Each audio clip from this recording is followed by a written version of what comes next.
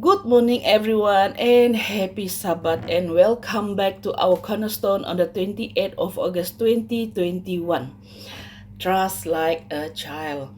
And our key text for today is people were bringing little children to Jesus for him to place his hand on them, but the disciples rebuked them. When Jesus saw this, he was indignant. He said to them, "Let the little children come to me, and do not hinder them, for the kingdom of God belongs to such as this." Mark 10, verse 13 to 14. And our flashlight for today is, it is still true that children are the most susceptible to the teachings of the gospel. Their hearts are open to divine influences and strong to retain the lesson received.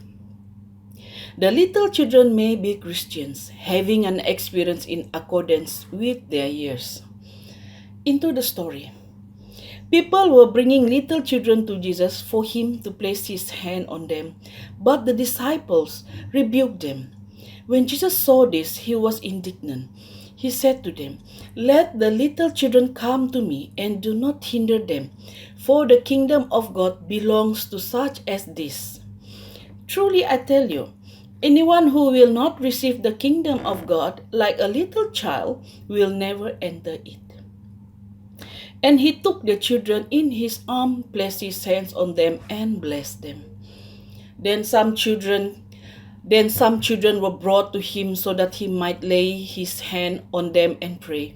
And the disciples rebuked him. But Jesus said, "Let the children alone, and do not hinder them from coming to me, for the kingdom of heaven belongs to such as this."